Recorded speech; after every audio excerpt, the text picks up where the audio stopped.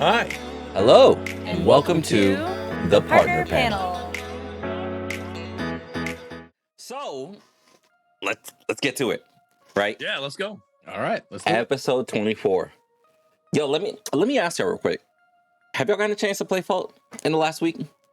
Yeah, I played it yesterday. I have. How do you feel about Fault now compared to Fault in the beginning of May, back when patch 13 dropped? Like, well, you know how they've been slowly adding a little bit and going from there. How do you feel about progress and or difference from then to now? Oh, there's not much difference, in my opinion, except for player base. And that means the very small player base now. 13, there was a nice increase to player base, and that player base dwindled itself back down. It's not, I mean, I like the fact that we're getting these bi-weekly patches, but they're not enough. Like, it's a couple items and a couple balances. It's not like, and balances are going to happen anyways, right? I mean, you can't with a MOBA, like literally you go watch League of Legends, there's going to be a balance. Like it's not going to not happen. You're not just going to keep the game as is for months upon months. You know, there's going to be balances to it. And so that's going to happen. So I don't know. We need, with it not being a full release game yet, we need some more content, especially because the people who are here playing, like, I'm not one to say the game gets stale. It's getting to that point. Yeah, I was kind of gonna say the same thing. The only real difference, I mean, the game has gotten better. Like it's gotten better and better and better, but the player base has gone down to where now you're getting matched up with people that are like level 1, like either with them or against them, and it's like consistently. When it seemed very fair back in May. Like matchmaking worked because there was enough people for matchmaking to work. Now there's not enough people for matchmaking to work, so you never know what the fuck you're going to get. You're going to get a Bellica in the jungle or a Kalari trying to support you or some shit, which I know somebody's going to be like, well, I've played Kalari support. Okay, it worked for you one time. It's going to work every time. But yeah, it's just mainly a difference in player base. And, we can't... I would love to see a new hero. But we got to remember hashtag every 3 weeks and how that crippled Paragon, how that forced them to release very unbalanced, terrible heroes that they didn't test nearly enough. So I don't want to see the return of hashtag every 3 weeks, but I don't want to wait for fucking years for another hero either. Yeah. Hashtag every 3 years. Yeah, right? I can't with you, bro. No, but yeah, go ahead. Also with the player base, it's with what it has dwindled down to, the people who have stuck around and keep playing, they get bored. So now when I go into play an actual game to get better at my, game as whatever I'm playing, I tried to play mid the other day, and to get better at mid, because mid's not a role that I'm good with. You get all these troll, like people who just want to troll. People like literally, I'm gonna pick this role, this character in this role, and just do it because what's the matter? Like there is no point right now. And until we get something to build the player base so you don't have to deal with those trolls as often, because it's almost like every game you go into, you're gonna get somebody's gonna want to troll in some way. And I don't know. I guess maybe that's the old guy in me. I just don't like dealing. I don't like trolls. I'm not a fan of it. Like I love joking around, but trolling and joking are two different things in my opinion. Some people, that's how they have fun. Like that's the way they like to play, making weird builds, playing heroes in weird positions. That's all well and good, but when you have the entire player base doing it just simply out of boredom, that's not so great. Yeah. That's not so great. Right. Right. And well, Pappy does that. Pappy is known for taking, off meta builds and stuff like that, but he's also doing it legitimately. Like he's trying to actually play this game and be good at Chimera off lane, which is not a normal thing. It can happen, yes, but like he's actually trying.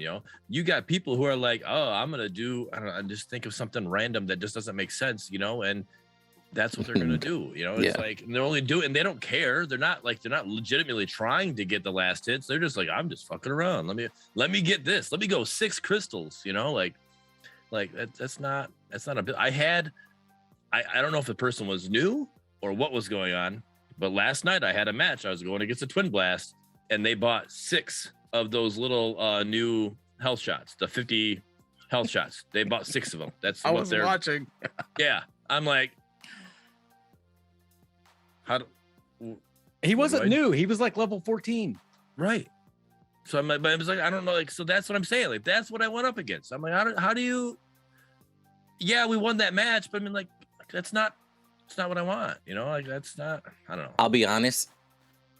I got no room to talk on that one because I am the guy that buys 6 health shots, and then 5 minutes later, I'm like, "Hey man, this shit don't work. Don't do this. Don't do this. I experimented. Don't do this shit. It's not cutting it. Don't do it." But here's the thing. The reason why I was asking you guys is because I do enjoy the every 2 weeks patch update and stuff, and I like the progression that they're doing. But I do agree that this is more of a speed of updates that would be more appropriate for a finished product or a full, not necessarily finished because it's never ever finished. Let me rephrase: Right. a full released product. Yes. That's open to the people, right? A good, steady, constant flow, adding one thing or two here and there. That's fine, right? But I've just gotten the feedback, and I myself have gone in and tried it out, and I don't disagree that I play now and I sit there and I'm like, I'll be honest, I don't really see much difference since May. A couple items have been added. That doesn't affect the way that the game looks, feels, etc., right? A few animations for a couple different characters are there. That's cool, right? But as far as visually, that's pretty much the only thing that's actually been added, you know? Like a couple of adjustments. It's not even visually, it's just immersively. Like it literally, like even these new items, in my opinion, the way what I've been playing, and nothing's really changing the meta with these new items. Like, it's not like, oh man, this is like a must build item or something like that. Like it literally nothing. And maybe that's because I'm an ADC main and none of these items are for ADCs yet. So that might be something different. But like, I mean, but they did come out with Titan Slayer and the cloak, you know, but like I still don't feel like I don't know. I literally feel like the items I was building before 13, I could literally just go build those same 6 items and just I'm literally doing the same stuff that I'm doing right now. Yeah. The game has improved, but it hasn't gotten better. Damn, bro. Explain that. Philosopher over here. Right? Holy Yeah, shit. Like the gameplay has improved, the items have improved, but the experience isn't any better than it was back in May. Okay. Yeah. I can see that. It's still about the same. It's basically the same game as it was back in May, even though a couple things have been added here and there. So I get that. Now, I also preface it because we know for a fact that the next major patch is coming, right? And I say it like this because, quite frankly, at this point, not even partners know exactly what's 100% coming. Like, you know, we've had meetings in the background, we've talked, and we kind of know what's coming. But at the same time, it's like, when? We don't even know, to be honest. Right. We can guess, but that's about it, based off of what we've heard. So it's one of those things that if this big patch does as good as what I think they're anticipating and what we're hoping, as far as the AI, the player onboarding, mastery system, levels, etc., is that going to be enough of a change for people to want to play, for people to stay, for people to get excited about gaming again? Because being mindful, let's say AI gets implemented, mastery system gets implemented, but no new map, no new hero, no new skins. Let's say worst case scenario, it is that. Mastery system would be new skins though, so that's gonna add that. Okay, I mean, cancels that out. I mean, No, I okay, know what touche. you're I get you. saying, I though, get you. I'm But just I'm saying, no yeah. nothing aside the mastery system, right? Yeah. Right. So if it's just those two systems, what are you guys' predictions if it only those two things get implemented?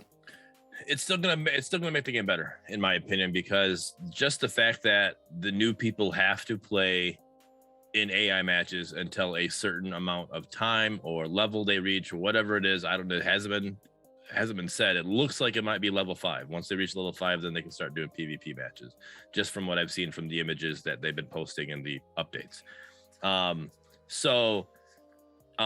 That alone is going to make the game better. So when I go into a PvP match, I'm not going to be stuck with all 4 placement match people against everybody who's been in this game for years. You know, and I had that match. Exactly. I'm like, and it was pretty bad. It was not fun at all. So I don't have to deal with that anymore. So that's going to be more enjoyable for me. If I get into a string of troll matches, then guess what? I can go play AI mode. I can go work on my mid lane role, work in AI mode. All right, let me play against the AI and let me see what I can do. Let me try to master my way through this. So I can still continue to play the game and enjoy it and not have to worry about being trolled. And I know I'm not the only one that feels that way. So I think it's going to improve the game. I don't think it's going to be the perfect, cherry on top finish, but it's definitely going to be a great step toward, I think 14, if implemented the way they're saying it's going to be implemented, and they plan on doing, like they said in the last update, marketing, it's going to be better than 13. And 13 was a great improvement for this game. It really was. Anything that will increase the player base will improve this game. That's the main problem with Fault right now. Fault it's a perfectly fine game. It's just the player base just isn't there for matchmaking to work, and that pisses people off. Anything that brings in new players is fine by me. And worth mentioning something that got brought up in the chat here by Street Soldier.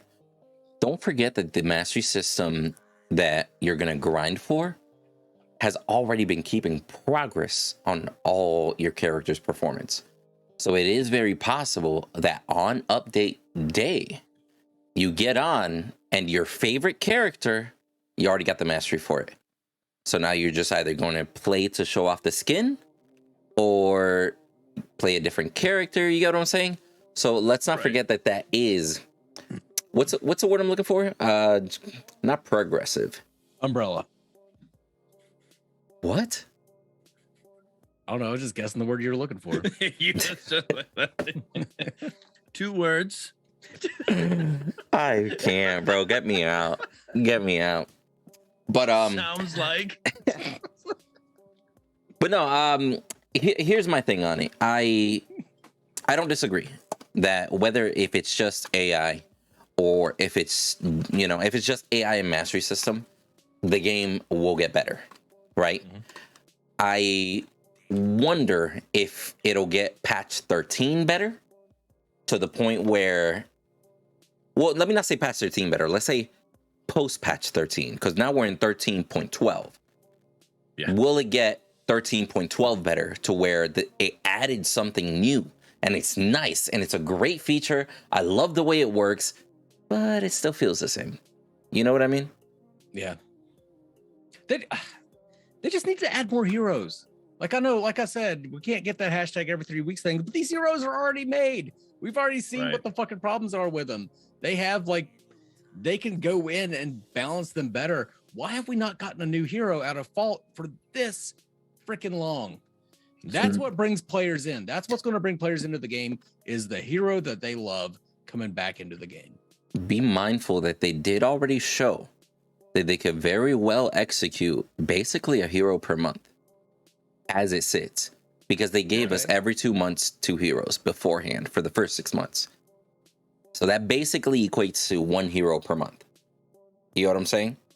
And even, I'll be honest, I was okay with that pace. I don't know about you guys. I actually love to hear from you guys. Did you think 2 months 2 heroes was enough? I think 2 months 1 hero is enough. Yeah. Yeah, I'm down with cutting that in half.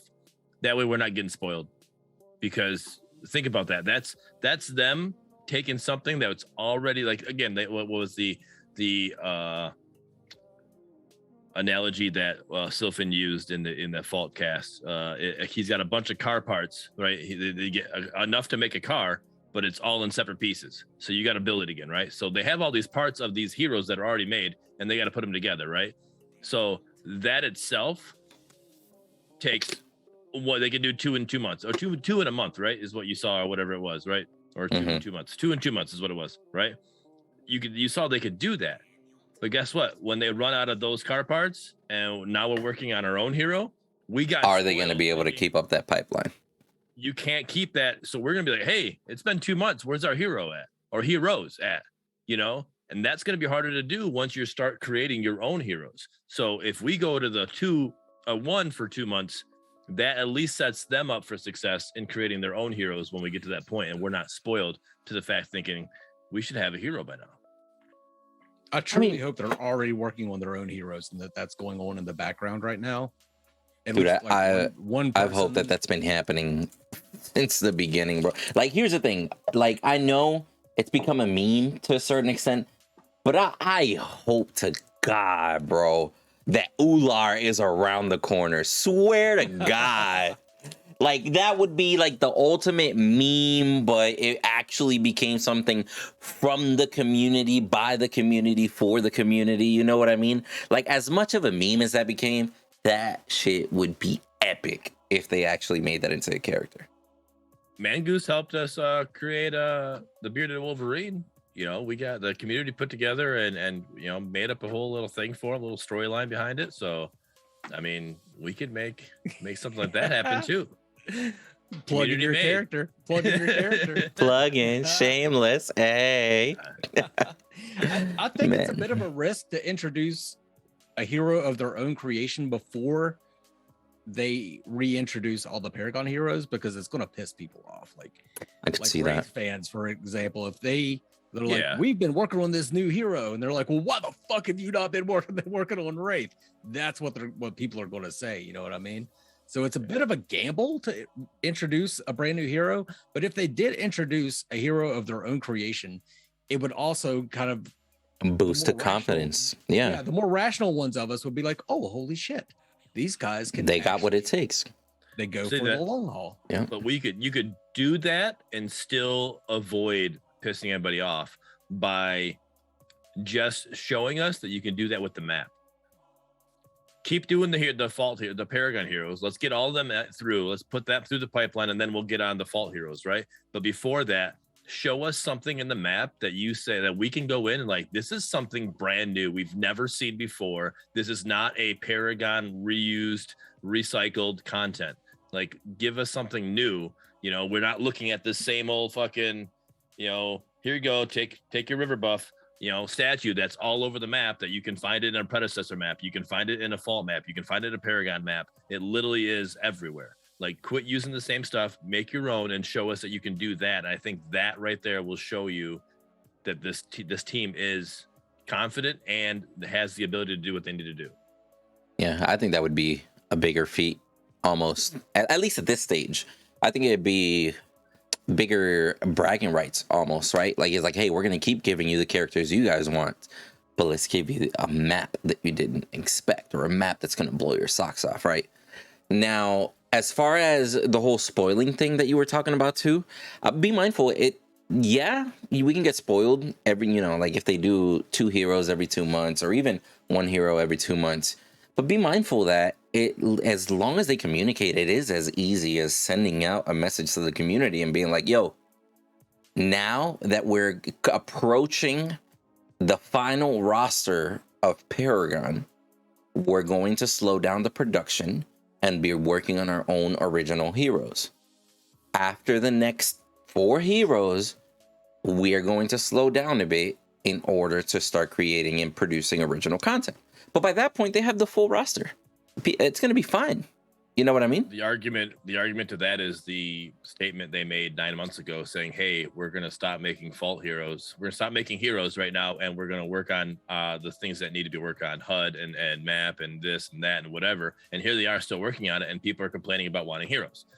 So you're still going to have that you can make that announcement. That's not, it'll make people okay for a little bit, but it's not gonna. After that, it's not gonna work. Well, I mean, I think we can all agree that that specific announcement back then was very poorly written. Like, I don't think they should have ever said we're gonna stop working on Heroes and focus on this. I think a more politically correct one would have been, we're going to shift our priority towards this while putting Heroes in the back burner. You're basically saying the same thing, but too many people looked at it and they're like, yo, they're not working on any Heroes anymore. They're just keeping the roster they got. So, and 9 months later, with your politically correct announcement, we'd be sitting here talking about how we need to have Heroes. The same argument we'd be having. We'd be arguing, literally what we just said 3 minutes ago would be said right now, even with the politically correct announcement. I mean, I'm kind of glad that they went back and started to fix their systems and fix a lot of bugs with the game.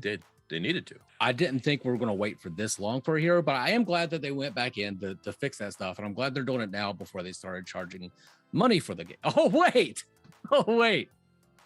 I can't, bro. They already did. So charging money for the game. So, I mean, that's another interesting topic, right? The fact that we're all paid testers is essentially what we are, right? Yep. Like, layman's terms, everything broken down, we're paid testers. I don't think, like, even if you make that into the biggest billboard out there, I don't think there's any efficient way to effectively convey that, unless maybe like in that, or like early, like the first time you boot up the game, it literally just says it in the middle of the screen, you are a paid tester, or some shit like that. Because that's a stigma they're always going to have to go against until they become free to play. There's really no way around that, you know? I like that they charge for the game. I like that they're making money from the game that's going to help them with their production. But I think that things like the bugs that they had to fix, that they had to go back in and rework and redo, should have been taken care of before the game was ever released and people were charged money for it. I think this should have been done well before any of that happened. So you think like Fall Right Now, patch 13, which I will say, Fall Right Now, patch 13, if they would have waited a year for the early access, and I know it was all about, hey, we had a successful alpha, let's keep the ball rolling and whatnot. But if Fault would have done early access July this year, as opposed to July last year, that's a totally different game. When you actually sit there and look at it in retrospect, a totally different game from the feel of it, camera angles, visuals, camps, buffs. You get me? More complexity into it. I really do think that if they would have waited 1 year for paid early access, they probably would have had better results. But then the argument could be made, would they have those results if they didn't have that money? Exactly. Because that money allowed hiring new people, increasing the staff, etc., UI designers, whatnot. You feel me? Not even just the money, though, the testing as well. Like, I mean, that's a lot of it. You're right. I mean, that's the money that will get you there. That gives you all the new hiring of the staff is huge on that part. But I mean, just the fact that that's a whole year of testing that you've able to figure out all of this information, how this works, how that works, this server, this UI, that HUD. You're able to test all of that with all of these testers. And it wasn't just your group of 30 testers that you have, or whatever a game has. That like I don't know what Predecessor has right now, because they're not open early access, right? So whatever they have for testers, let's say whatever that number is, X amount, right? Let's say Fault had that too. Well, now Fault has hundreds of testers that'll come in and play the game, and they're testing it, and they're able to point things out, and they're able to report this and report that and fix that and fix this, and and see that and put mass amounts on the server stress or whatever, and go from there. Like that's stuff that you would not have found out if they would have waited another year. That's things that we're able to do because of that. Yeah, there were definitely benefits to going early access that early on, right? Now, let's shift the conversation a little bit, because we could literally sit here and talk about Fault all day, right? Let's focus a little. Going on. Right. Let's just focus a little bit more on the patch, right? Let's get to it, break it down.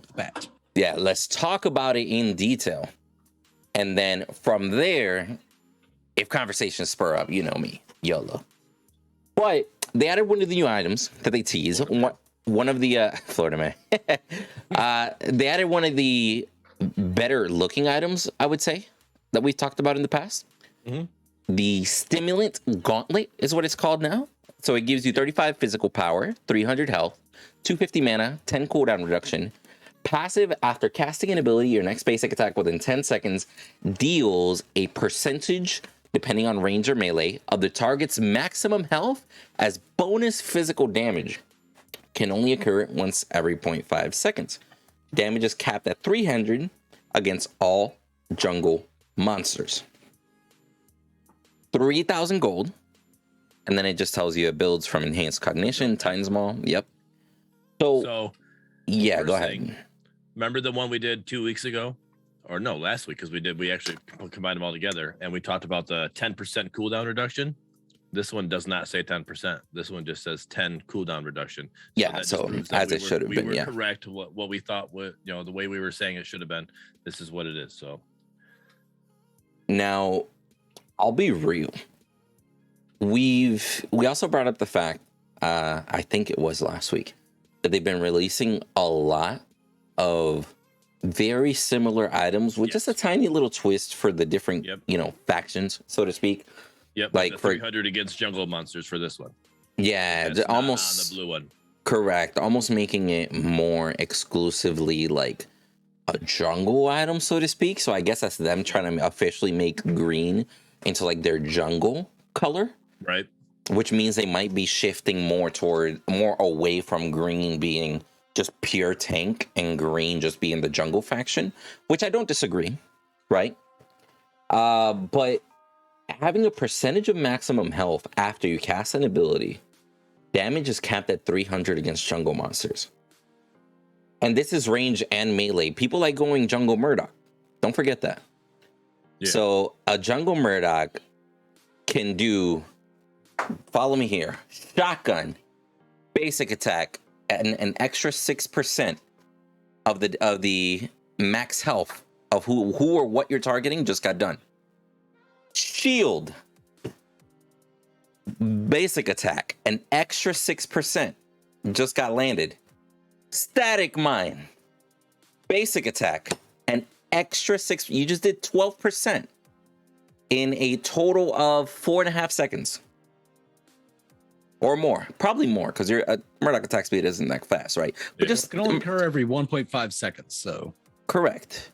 So, but that's just to prevent you from spamming ability basic, right? But even then, 1.5 seconds is quite frankly enough to be able to use that effect to its fullest, right?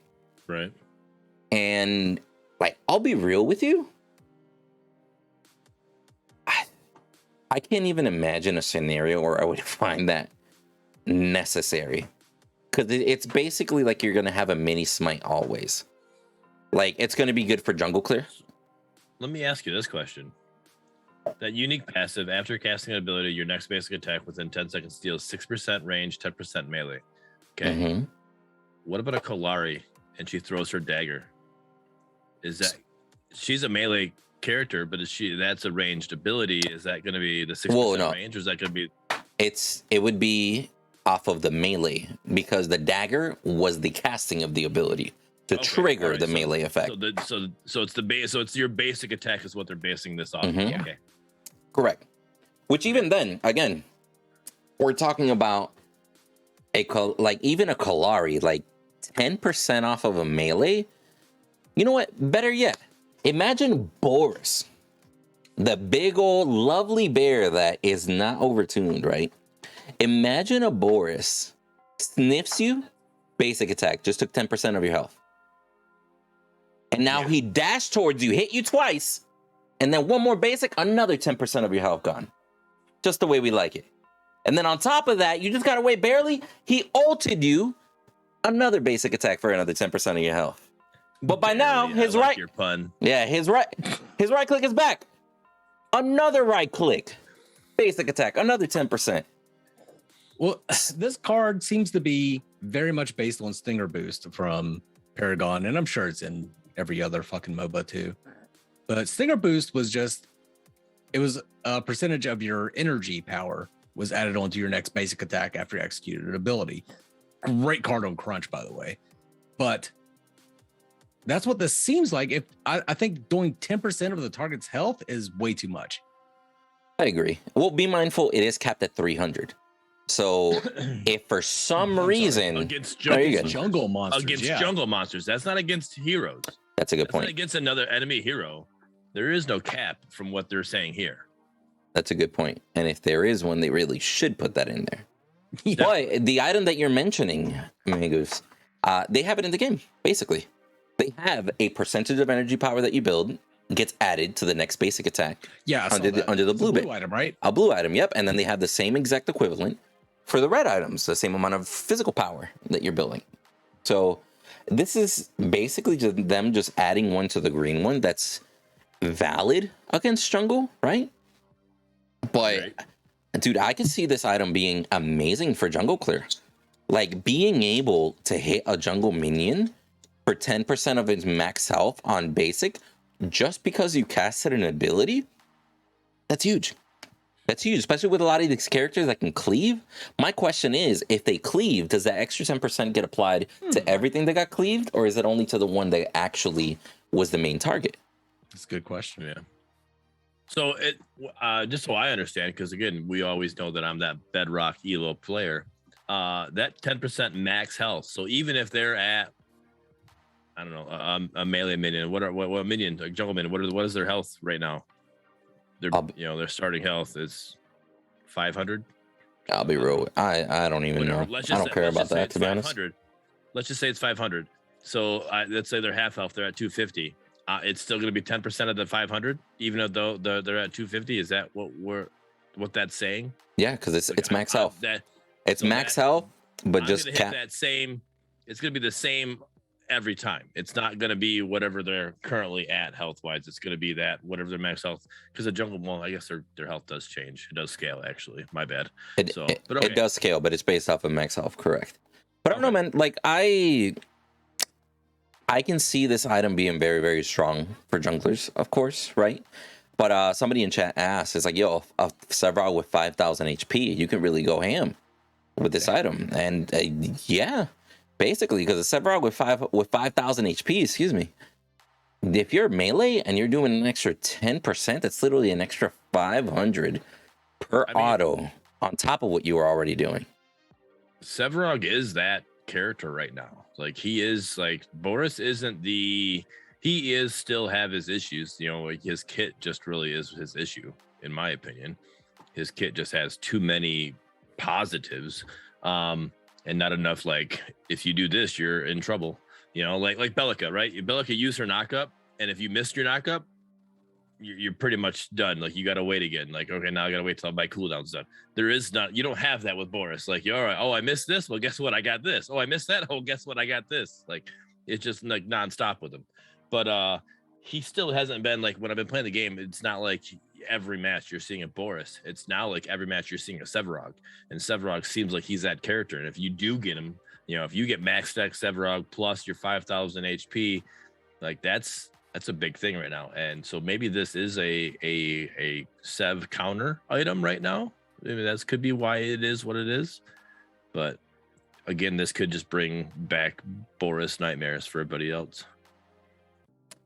Yeah, maybe. I don't know. I just know it's good. This, out of all the variants of this item that have been introduced, I think this is the most interesting one, because percentage is always scary. And we've seen percentage items, for example, GD crossbow, be nerfed to the ground with like only a max of 80, for example, because percentage damage just is very strong early. And the further the game goes on, the stronger an item like that gets. But let's go ahead and move on forward here. Talk about a couple bug fixes that they introduced. So the biological infuser, they fixed an issue causing the item to be able to crit. Apparently that was going on. Magnus Bolt fixed an issue causing the item to not aggro minions when hitting a hero. Then Ring of Rejuvenations – fix an issue causing some soft CC to activate the passive. And then a sound effects got changed on Grim on his mode.exe. It no longer plays the sound effects to the other players. Now, correct me if I'm wrong. That's when you switch stance. I believe so. Yes. Yeah. That's your mode. Yeah. Now you're in this mode. Now you're in this mode. Now you're in this mode. So that's your stance, right? So now Why- other players can't hear that now? Right. Why? When I read this, I'm like, why is that a big deal? Like, it didn't bother me, or it's not anything like crazy beneficial for me to be like, oh, I'm going to script. Oh, he changed stance. I need to run. It was never a thing. It was like, okay, let me just try to dodge the next cue. I mean, I'll be honest. If there's a Grim behind on the other side of the fog wall, and I can hear him physically change his stance, like that little electric sound that comes off, Yeah. I think I should be able to. Yeah, it should be more beneficial. If you're listening that close to where you're able to, like, he changed stance, or there's a Grim next to me, or whatever, like, that's good. Hey, you're using your utilities, you know, you got your ears. Great. Let's go. I didn't understand it. It made no sense to me. What do you think? I think it's just Mangus? annoying for other players to hear a Grim that's just constantly cycling just for fun. There's always that one too. Just Yeah, because you will have somebody even on your team, like if you're the support and your Grim is right there next to you and they're constantly like just like non-stop changing stance, and it's just like, bro, somebody shut this guy up, please. Right. So what if can we get it to where the enemies can hear it still, but your team can't hear it? Well, I mean, I don't know why they changed. That's my theory of how. Right. No, why I mean, they I changed get it. but I don't know. Because I mean, I get it. You know, like, you know, all right, I'm Grim, you're my support, you know, and I'm sitting there just spamming it. It's gonna be annoying to you, right? Yeah. But the other team isn't really gonna be paying attention to it at that time in the team fight or whatever, what's going on in dual lane. But if, let's say, you, like, I got owned in dual lane, all right, I'm backed up, and you guys are in blue jungle. I'm like, oh wait, I heard him switch. I know you're in jungle. Like, it's something I'm able to use. I don't have to always have a ward up right there, or maybe my ward went away and I didn't see it, you know. And I hear you. I'm like, hey, and now I know to get back to my tier 2 tower because I need it. You know, I know you're close to me. Like, that's something you can still use to your advantage. I think taking it away from the enemy to hearing it is, I don't know. It's an interesting choice. Like, I just don't see the reason why, or don't understand. And if it is as simple as annoying other people, I'll be honest with you, you can fix that with just, I mean, hell, kind of like what you did to Narbash. Just make it so there's a cooldown before he can change his stance again. So like that, now a Grim has to be more deliberate about what stance he's in. He can't just cycle through all his stances in less than 1.5 seconds just because he clicked the button fast enough. Yeah. I don't know. Nope. But let's go into the balance here. So Decker, her ion bomb, her Q, projectile radius got increased slightly. I don't like that this doesn't tell us a number or a percentage. Yeah, like, did it get increased by 10%? Did it get increased by 50%? Slightly is the new soon TM. That's what it's going to be. Because they did the same thing to Gideon. His RMB got increased slightly, but we had no clue. And it took somebody asking a tester to figure out the answer, and we have the answer figured out. And that was episodes before. So, yeah, what is slightly? What does that even mean? Like, just give us numbers. There's no reason for you to put slightly. Like, it, even if the numbers were slightly increased, like the number that you could tell, like, oh, it went from 1.7 to 1.8. Whatever. You're right. That is slightly, but it's also slightly is.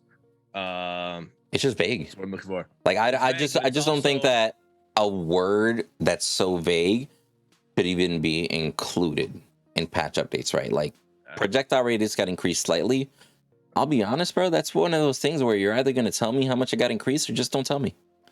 Right. No, but it's not the word. It's not. It's not objective. It's not perspective. It's something else. There's slightly. It can be like subjective.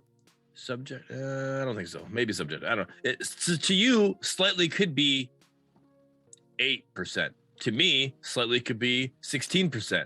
Those are completely two different things. Like, that's double what you thought. Like Like that's not like slightly could mean something different to somebody else. Like that doesn't mean anything. Yeah, I don't like that. Just being 100% honest. I really wish that this were a little bit clearer. But then speaking of Gideon, actually, so his health got increased from 530. I mean, to 530 from 520. Yeah, So it got increased by 10. Hold on, stop. Before we go any farther, I hate the fact that they changed their format. Yes. I hate it.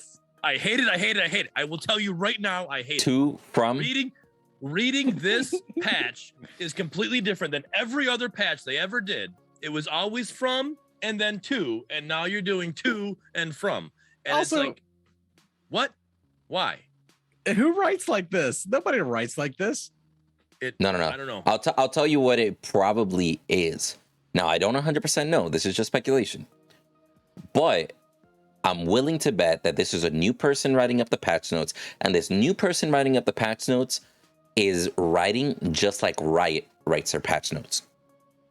And they're trying to make it just look more official, because if you read League patch notes, TFT patch notes, Runeterra patch notes, they literally say health increase from 530, to 530 from 520. They literally put it like the new is first and the old is after. I don't like it. I don't like it either. I hate it. It literally, and it's not, the reason I hate it is because I know I've been reading these patch notes since day one. And now I read it. I was like, that's not an increase. That's a decrease. And then I read it again. I'm like, oh, okay. And then I read a health per level increase. That's not an increase. Every fucking one I did that. I'm like, are you kidding me? I'm like, this is annoying. And then you get farther down here, and guess what? Which one is it? Hold on. Hey, don't go to the other ones. Don't go to the other. Let's finish with Gideon. I'll point them out when you read them. I'm like, yeah, that's not right. So his health got increased by 10.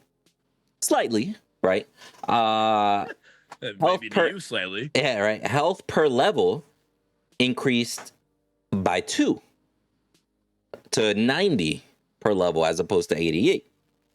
Thank you for the follow. Which 88 was a little bit weird. Mana regen increased to 1.8 from 1.5. That could be a substantial change, quite frankly, right? Slightly. And then mana regen per level got increased to 0.155 instead of 0.13. I want to know what was going down for them to come to the conclusion that 0.155 was the mana to go with. Yeah. I'm just wondering, when do we get patch 0.13, 0.155? That's what I'm wondering. I mean, they're making slight adjustments, and they're probably just going to test it out to see what happens. But why not just 1.5? I don't know. Like, where does that? Literally, that's 100th, right? If I'm wrong in that placement, right? That's like literally like, or is that 1,000? That might be 1,000, like Mark. That's 1,000. That's 1,000. Yeah. Okay. That's what? Like, what does that even mean right now? Like that. Now that is slightly. Yeah. I'll be real. That much mana per second, the 0.005 added on there. I think even the best of players aren't going to be able to tell from the 0.15 to 0.155, to be honest. So interesting nonetheless. Boy, I don't know. I'll be honest. I still didn't think Gideon was the character that needed buffs in any way. Whether it was like, let's give more mana regen to the guy that can already spam his abilities faster than any other character in the game. You feel me? Let's also give him more base health and more health per level, because he's not already a threat. So yeah, I don't get it. Right? I don't necessarily agree with it. He literally just got nerfed too. Like, he got nerfed and then buffed, and now he's getting buffed again. Like, I really thought he was in a good spot, and I really tried to get Legendary Mech on here. He had some IRL stuff going on where he wasn't able to make it. So, because he's a mid-main, and I really wanted to understand where he thought. And from what I saw in Gen Chat, he even thinks that this is insane. Like, there wasn't any reason for it. For somebody who plays mid that often and plays characters that often, like, he was like, yeah, this wasn't. He's like, I don't have mana issues as a Gideon. Like, yeah. till this day, I really 100% believe that somebody with a lot of pull really, really likes Gideon. And that's their favorite character. You get me? Like, because we see that in some games where Man Goose, I think it's the other goose. Okay. Just kidding. I can't with him. He tries. He tries too hard. All right, next. I don't. That shit is not trying hard at all. I just want to point out that like Bearded said, we get his mana regen down to the 1,000th, but we get projectile radius increased slightly for Decker. Right? That's a great point. So I don't get that. Gideon, Decker, Down to the 1,000th. You literally could have said 1.5 or 0.15, and it actually was 0.155, and we wouldn't even known. It would be okay, got it. But you gave us everything, right? I'm waiting for them to fucking. Here we go. His mana regen is now pi 3.14 dot and a whole bunch of shit. Like, all right, sweet. It is kind of mind blowing that they'd go to that level of being specific, and then with other characters, they're just like slightly increased a bit. You know, like it's just like that. Well, okay, that just doesn't make sense. He was the character we complained about when they said slightly. His RMB was increased. His radius was increased slightly, right? So anytime they increase the radius, apparently, it's only going to be telling you slightly. They're not going to tell you the actual numbers, that happened, because the same thing was his RMB, but now also Decker's radius. So the next time we see Decker get a buff, we're going to see it down to the 1,000, because everybody's going to complain about the whole slightly thing and like, what is this? And they're like, oh, you want more information? Here's more information. But yeah, I'll be real. It doesn't make sense. So next, going into Grim.exe.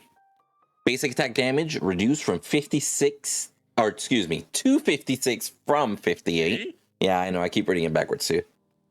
Basic attack damage per hero level increased to 3.0 from 2.8.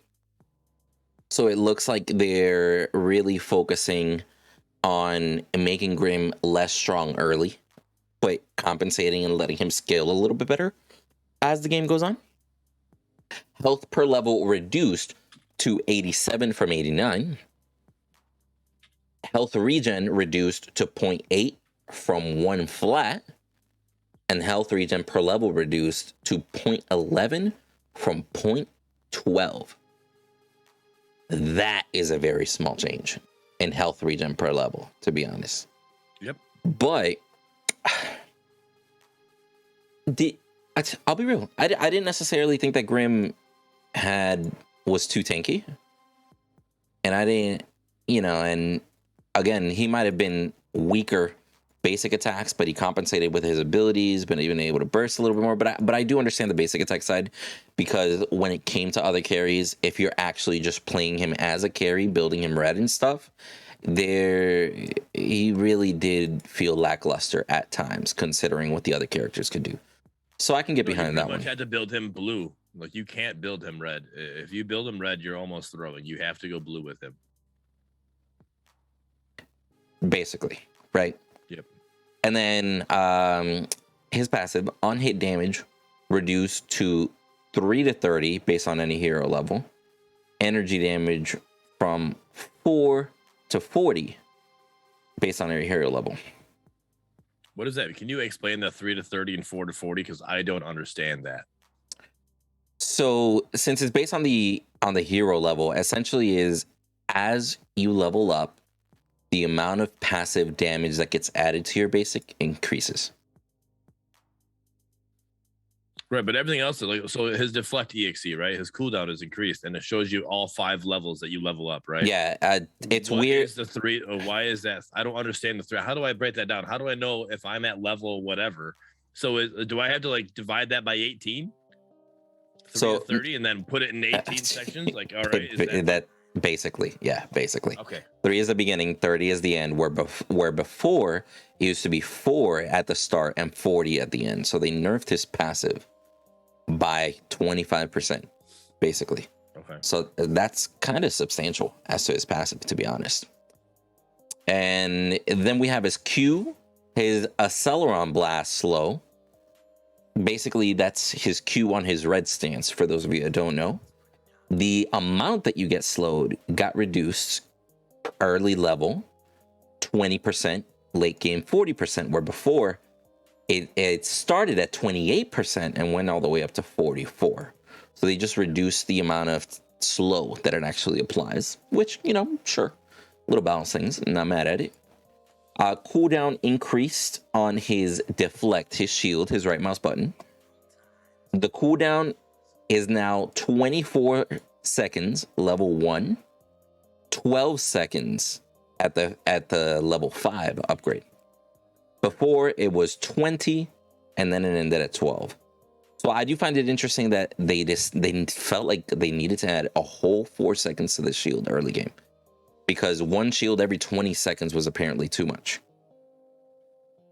Well, I think that's also because like he's an instant counter to Richter, right? Because it's almost like his shield, and especially with the cooldown that is affected for the Murdock mines and stuff like that. Like it instantly takes that cooldown away or whatever. It takes it away. Like he is like almost like you could basically block every Richter pull. So now that you've increased that, now the Richter pull, because the cooldown for Richter pull and the cooldown for the shield, I'm pretty sure at the time were almost exact. So as long as I timed my shield when you try to pull me, my shield's gonna be back just right when your pull is gonna be back. And guess what? We're gonna sit here and do the same dog and pony dance we're doing the whole time. Like it's but isn't that what counterpicking is? Shouldn't somebody be rewarded for counterpicking a Richter support like that? Right, but you can counterpick, but like it's not like you.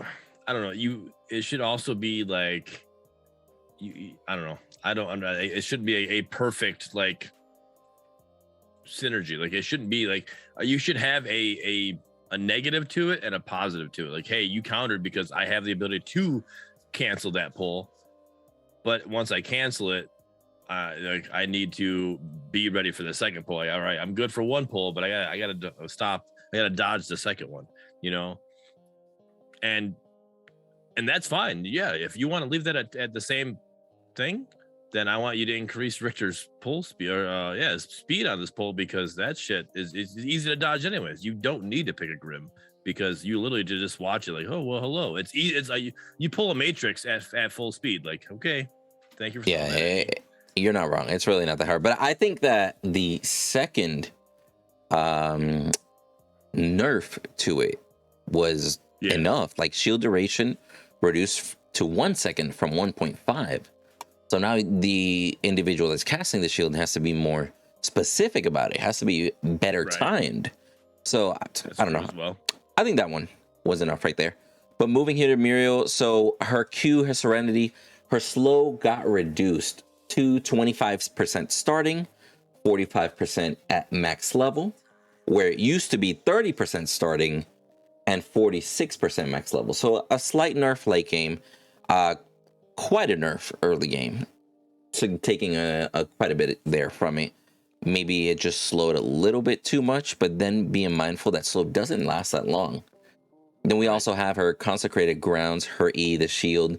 Shield explosion delay increased from 1.5 seconds to 2.25 seconds. So now her shield goes off almost a full second later. Not quite, but almost a full second later for that shield to actually explode and cause damage or cause that second wave of the shield. And that is a substantial amount of time for her shield, because a lot of damage can happen in 1 second that could have been mitigated but wasn't. You're right. Then as well, shield amount reduced starting at 65 flat all the way up to 125 flat, and it used to be 70 and then 150 late game. So got nerfed quite a bit late game, a little bit early game, and then they increased the scaling. So this is kind of like one of those balances that we've seen on a lot of the casters before, where they reduce the flat amount that you get per level, but they're increasing the scaling. So now if you build energy power, you will be rewarded more as far as her shield is concerned. You're going to get an extra 7.5% worth of shield compared to what you build. Mangoose, is there an energy power support item? Ooh, I have no idea, because I don't think I would ever build it. Right, that's what I'm saying. Like, so why? Like, where would the benefit come from that? Like, what?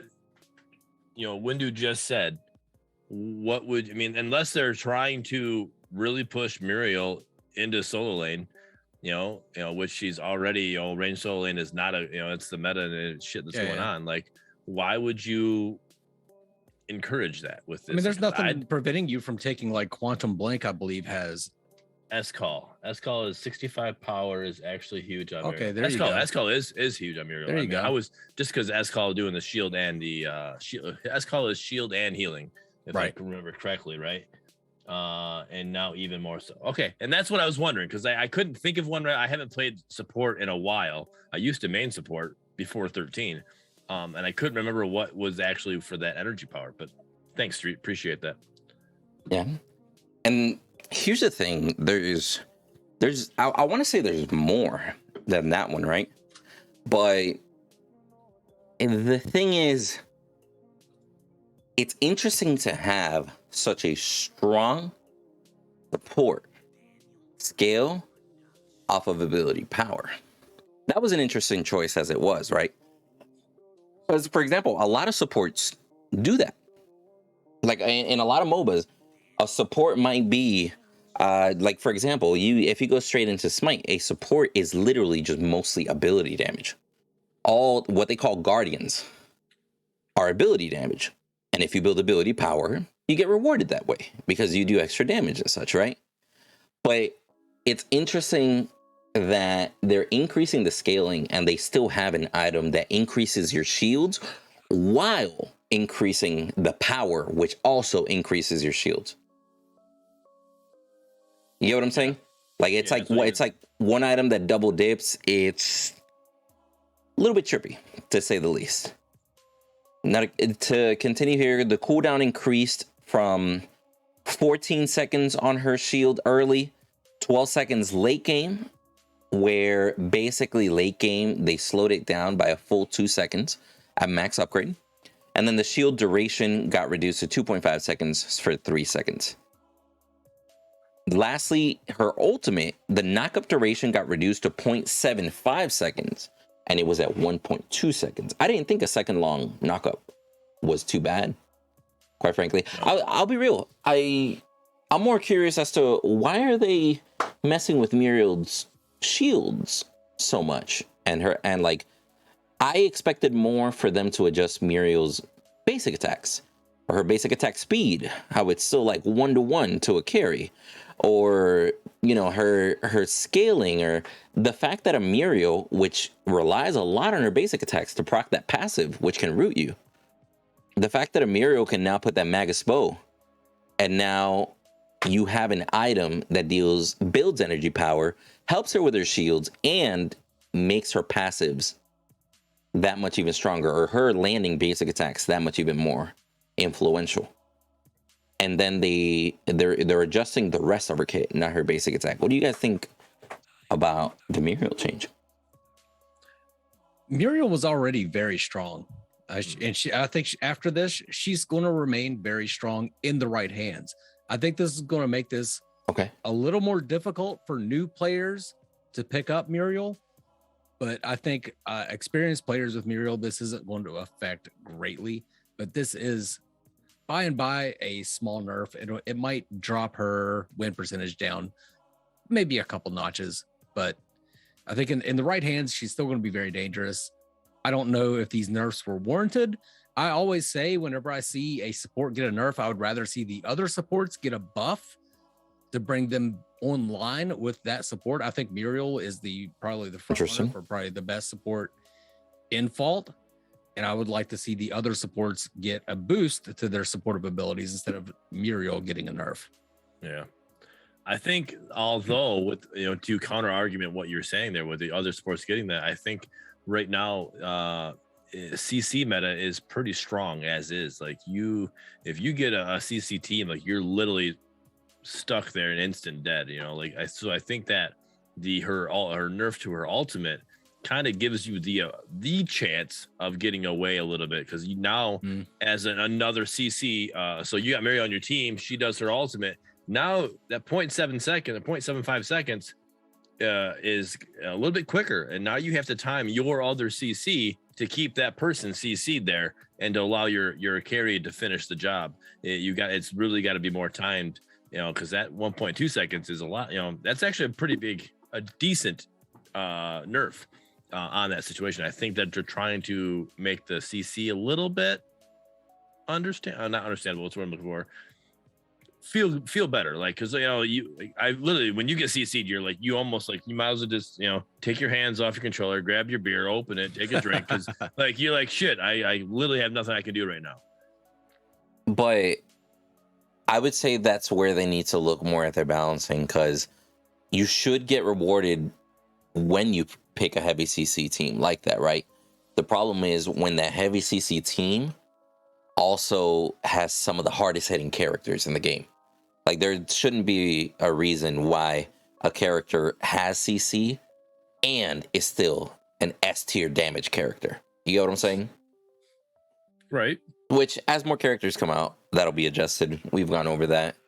But yeah, I find it interesting because we do actually, speaking of the other sports here, we see Narbash gets adjusted a bit. His base health reduced from 560 to 550. Health per level reduced from 90 to 85. Health regen reduced from 1.4 to 1.2. Health regen per level reduced from 0.12 to 0.10. Hold up. Health regen per level reduced to 0.10 to 0.12. Oh my God, I didn't even notice that. The one I wanted to point out. That's one of them. I'll wait till you. Now I'll let you go to the next ones, and I'll tell you when to stop it. Keep going. I already see it at movement speed. All right. Base mana reduced to 325 from 340. Base mana per level reduced to 40. Used to be at 50. And then movement speed increase from 550 to 560. So I know completely understand what you're going to say here. For movement speed, they switched it back to the original format. Yes, the format I like. Now they're going from and to. And with the typo from earlier, it makes you think maybe they're slowing him down. What was it before? Was it 560 or was it 550? Oh, you know what? That's actually worth asking. So his movement speed did get increased to 560, or is this written wrong? I'm going to go ahead and go on a limb and say that his movement speed did get increased, right? Yes. Which, I don't know, man. Like, his mana got hit, his health got hit, his health regen got hit. Everything about base stats about him as far as sustain and mana got hit. And then they increased his movement speed by 10. I didn't think Narbash was that big of a problem. No. Like, I never, Why? I love, do this. Yeah, like, I love Narbash. At no point in time did I say, hey man, Narbash is way too tanky. No, bro, Narbash is literally the fattest dude in the game. Homie's gonna get smacked even if he's not trying. Yep. Even with that reason that I had, I needed more. I needed my Song of the People turned on. Yeah, like, you get what I'm saying? Like, I don't see that. And then to top it off, the Song of People got increased. And that top it off, the cooldown increased on Song of the People to 12 seconds at all level. You don't even get rewarded for leveling it up and the cooldown being dropped to 8 seconds. And 8 seconds to activate your healing is still a lot. But now it's 12 seconds. So if I turn my heals off, 12 seconds. Yep, even late game, 12 seconds. Bro, I can die and spawn and be on my way back to lane before those 12 seconds are over. That is crazy. I don't understand it. I did not think, looking at Narbash, oh yeah, he's way too strong. He's way too strong the way he is right now. I think he was in a great place. I don't think he was too strong. I don't think he was too weak. He was in a good place. Why if you're going to increase his cooldown like this, then you need to increase how much healing he does per level, like, because right now, like you said, there's no reason for you to level up E. Like, buy it once and then max everything else out, because you're not getting the benefit really out of it. I mean, you're still going to get some benefit, because I do believe you're healing Yeah, the and healing per healing level still does go up. Healing per level does go up. I mean, like it's like you need to give some kind of buff there because like this hurts. Coming from like this is the reason why you brought me on here, was to talk about This is because I'm a support man. main. I couldn't give a fuck less about Song of My People. That is the least effective part of Narbash's kit. If you change it to 12 seconds late game, I really don't care. Are you going to be team fighting every 12 seconds? No. The Song of My People isn't going, it's going to help out early game. It's going to keep your carry in lane. It's going to give you a slight edge in a team fight. Are you going to be, if you're team fighting every 12 fucking seconds, then something's wrong. Something's wrong. Like it didn't need to be 8 seconds late in the game. And so Narbash's effectiveness, I think in order, comes from Thunk, March, his big old fat ass, and then Crash Bang Boom, and then Song of My People. Song of My People is way late. What they nerfed is his big fat ass, and that's what's going to hurt him the most, is by reducing his base health, his health per level, his health regen, his mana regen. Why did they do that? He's meant to be a big old support. Even his base mana is like, so Song of My People eats mana. It eats mana hard. Yes. Right? His base mana got reduced. Right, don't forget that his Thunk so it's not like you said chews up that mana. You're not going to team up. You're not going to team fight, right, every 12 seconds. You're right. But I can't, like, hey, this team fight, guys, I can't put on song. I need to save my mana. Like, you can't. Before, at least then you could use it because you could turn it off maybe. Like, okay, I'll turn it off. I got 8 seconds. 8 seconds. That's 4 seconds less than 12. 4 seconds. You can, like, literally, you can save a life in 4 seconds. Like, all right, hey, I got it on. We're good. You know, you're low, but guess what? You're still saved. I was able to, you know, bring you back. You can't just leave it on the whole team fight because you're eating mana and your mana is reduced, and then your mana regen is reduced, and your health is reduced, and like it prevents you like from jumping in and like body blocking somebody from leaving. You used to be able to do that, or you could peel. Yeah, you could stand in front of your carry and soak up those hits. Why did they nerf his health? He's supposed to be a big old beefy boy. Like why? Literally one of the biggest targets in the game. His hitbox is so easy to hit, so he's going to be hitting anyways. So you're just going to easy chunk at him. The only time Narbash was a problem in Fault was when he was first introduced. Thunk was about the size of a fucking Mack truck. Like you could toss that anywhere near somebody and it would actually connect. And then it went to the 50% reduction on the hitbox. And then it became like, oh, you actually got to aim to hit this. Okay. Yeah. So it became more of a skill, and that's fine. It should be a skill, and that I'm okay with that. Song of the People, it hurts a little bit, not that much. I think the biggest pain that I get from seeing this nerf is from that health, the health regen and the health per level, his health scaling. Just all around, they just nerfed the shit out of Narbash. Take that top part out, right? Those seven things, right? Take that out. And Song of My People, that cooldown increased. I agree with you. I 100% agree with you that it's no big deal. It is whatever. If that's all that he got nerfed on, I'm on your side. A good Narbash can work around that in the right hands. But that stacked with that mana reduction and the mana per level reduction is huge. That makes that Song of My People nerf huge. Before that, like it would have been nothing. But now it's huge, in my opinion. And that hurts because you felt when they nerfed him and made that Song of My People be 12 seconds. You know, that what did you see 12, 11, 10, 9, 8? When they made that initial nerf, you felt that. And they made that nerf because of Scrystone, right? Scrystone's no longer viable with Narbash. You go the other one, the Bangle. Not Bangle.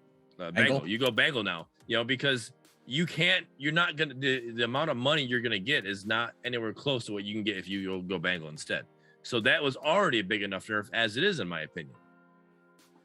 Which then they basically made Scrystone almost exclusive to a few characters. You feel me? Yep. Where before it felt like Narbash was one of the main ones because what other support heals for Scrystone? Right. Like Wait, does it work if you use Siren? The Miracle, Robe of Miracles? Is that? I mean, yeah, but you're not going to use Miracle every 5 fucking seconds. No, it works. Muriel shields it. Yeah, Muriel shields or just hitting the enemy, so a Decker could still use it and poke with her bubble.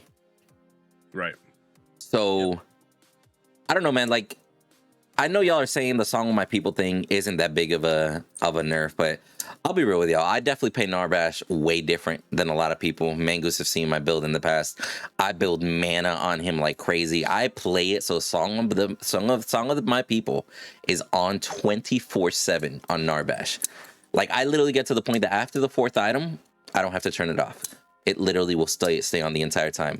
I have a match with 60k healing as Narbash in Fall. And I'll be real, like, you might not think 12 seconds is a lot for late game, but I think all of us being dual lane mains 100% know how busy it is in that dual lane. How you're going to have the mid laner, the jungler, the carry, the support. That's literally 4 people constantly coming at you. And then when you randomly get that solo laner coming by, you're probably going to get hit. In a minute. Oh yeah, those every 12 seconds is gonna hurt, being able to only turn that on 5 times in a minute. That's rough for sure. And now it's his health is reduced, his health per level is reduced, his health regen's reduced, so now you can easily take the support out, and guess what, your ADC, you got nobody here to protect you, and here all 4 people are in this lane. It was just unwarranted. It was an unwarranted nerf, I think. This is again, it is hard to justify. I brought Mangoose on this episode for this reason, and I wanted Beck for Gideon. Those two, in my opinion, are completely unwarranted. The Muriel, I agree. Like, was it needed? I don't know. Like, sure, okay. She was very strong, but Muriel feels more like a rework. Right. Decker, we don't know what happened to her, quite frankly. But like Gideon, why? Like, Gideon is becoming the new Kalari. Yeah, like, Gideon gets a buff, you're a buff. You're on a nerf. You're on a buff. You're on a nerf. Like, what is happening? Like, I don't know, man.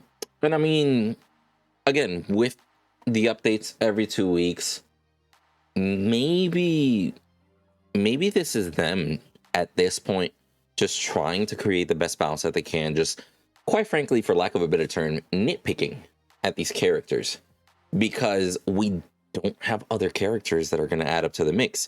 If they decide to add a random character, Rampage, Crunch, whatever, and that character throws a twist into everything, now they might be like, oh, we gotta have these 3 heroes and bring them back up. Reevaluate how our movement works, because now that this motherfucker can leap around, Rampage, or Crunch can dash everywhere, we got to kind of rework how things go, or how are we going to do it?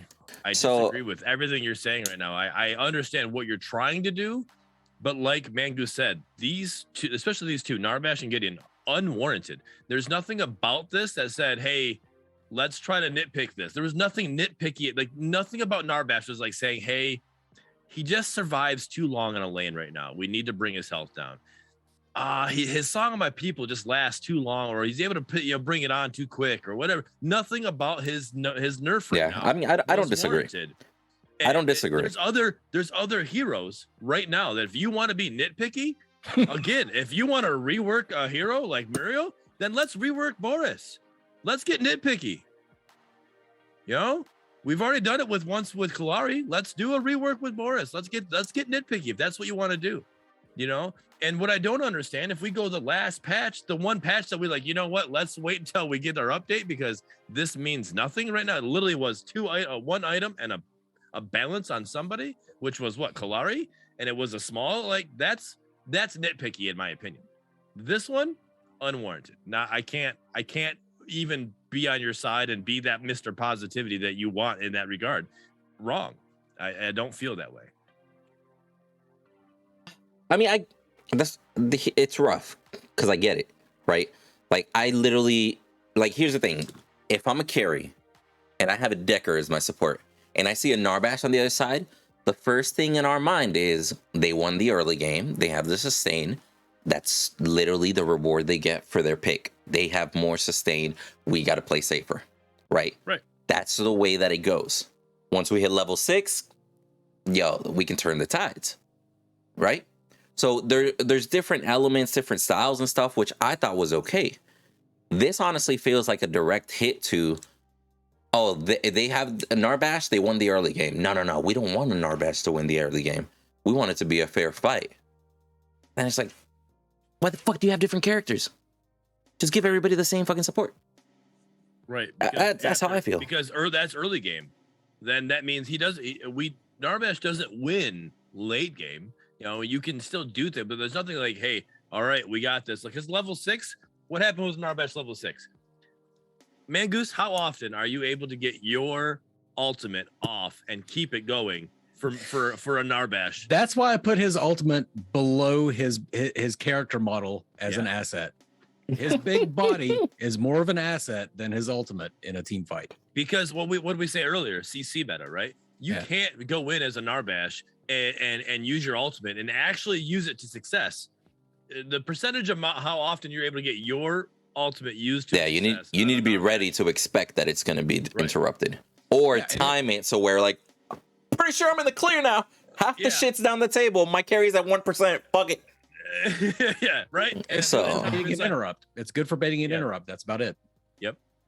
So that's what I'm saying. Like so late game there is no Narbash, right? But late game Decker, perfect. Late game Muriel, perfect. Like so you got to have some benefit. You got to have that early game win. And that's what gets me because late game, I know y'all trash on it, but his Song of the People is arguably one of the best things about him late game. Because even though he doesn't heal that much, he still heals constantly, and that shit comes in clutch in team fights or right after a team fight. Your team doesn't have to back. You guys can go right for prime because Narbash is healing you, and even just little moments like that. Like imagine you're in the middle of a team fight. You guys just won the team fight, but you run out of mana. I now have to wait 12 seconds before I can even heal you. We got to prime in less than 12 seconds from where the team fight was at. Yeah. Now it's like, hold on, guys. Hold on. I can start healing y'all in 3 seconds. Give me a bit. I know we're just sitting here. I'm sorry, but it just all right. I'm healing. Now we can start hitting. Like, you get me? Like, that's why I'm like, bro. I don't trash on some of my people. I'm just saying, literally, take the 7 things out above it, and that nerf, we're not gonna be hating on it as much, right? Yeah. We're not gonna be like, we're a little bit, okay, I guess that's what you wanted to do, right? But stack that with the other 7 things, and it's like, what the fuck? Yeah. That's what I'm saying. That's where I'm at. And I'm not saying that his E is ineffective. I'm saying it's not as effective as the rest of his kit, which they nerfed by nerfing his health. Yep. So a 4-second nerf on Song of My People, it's a big deal. Not as big of a deal as his health regen.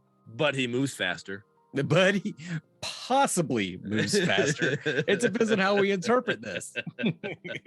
Because we got the 2-2 up there, and it's making me nervous about this movement speed increased from 550 to 560. Boris Nerf Wenstry says, Ring of Rejuvenation nerf when oh wait, that's not a hero, right? Also, when using Bishop, everyone gets the extra attack speed, and then with his heals, yes. Okay. Yeah. So that's the even thing there too. So yeah, no, I just don't understand it. Again, I agree with the word. The word here is unwarranted with this balance update, in my opinion. Because like, one, we don't know what the slightly even of Decker is. Did Decker's Q need to be increased? I don't think so. But I don't know what it was increased to, so I don't know. It could have been. I mean, her Ion Bomb has always been more of a trick shot. You feel me? So maybe it's making it a little bit easier for new players so they can land it easier. What do you mean? Never mind. I was definitely thinking something completely different with her. I was thinking the dome. I thought that was the radius was increased on that. So my apologies. It's her bomb. Yeah. When we read radius increase, I was definitely thinking the her little dome thing, whatever that is. So yeah, no, I do know what you mean now. I'm sorry. Yes, you're right. It is a trick shot. So yeah, that makes I've had some bombs that seemed like they just barely missed, and I was like, well, that totally looked like it hit. Maybe it'll hit now. I don't know. Yeah. So I would agree more with what Sweet Soldier is actually saying in chat. It's not the fact, or at least personally, I don't think that the projectile radius should have been increased. I think the projectile radius should quite frankly match the physical look of the ability. Like, you get me? Yeah. But Yeah. yeah, like I think that the way that the animation is made to be, that's how much it should hit, right? But when it hits, make sure that it hits. Because Decker's had an iffy history of, it just exploded in her face and she's not stunned. Okay, cool. Even at Paragon, yeah. That's Yeah. what you said. I can't, bro. Get me out. He can't control himself. He can't. You can't put that sentence in like that and not expect me to say something. He can't those control words himself. in that order and expect me not to say something. All right. But no, like, I don't think that is a projectile increase issue. I don't think it's the size of, because literally you could watch, I have videos of it, I have clips, you could watch that projectile literally hit that person in the face and then it explodes, nothing happens. There's no damage done, there's no stun, nothing. It literally just disappeared. You know, right? I think that is a map issue or whatever, or something else, like a collision issue or whatever. There's something else that needs to be, but this goes all the way back to Paragon. This happened in Paragon as well. Yeah. This wasn't, this isn't just a fault thing, right? Yeah, it could just be like a tricky ability to code. Yeah. Like somebody would made a comment about, have fixing something that was been back on level or on build 6 or whatever, right? This is nothing we can fault for, because this is something that's been an issue even with a AAA company that could. That one was better. Okay, so that one was more tamed. I approve of that one.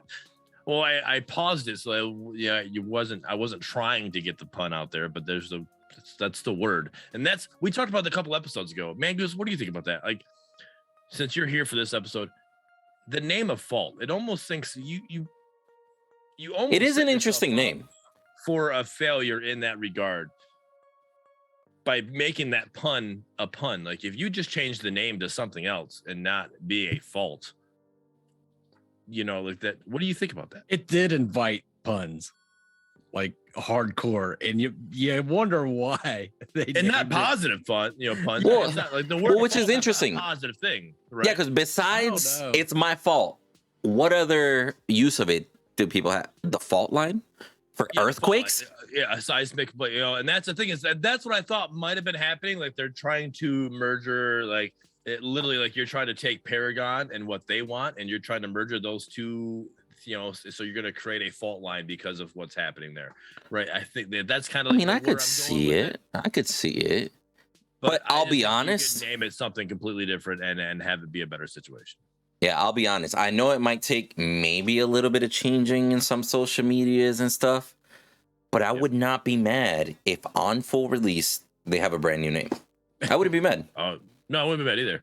The name it sucks. So, you guys want to know when you're addicted to playing the game?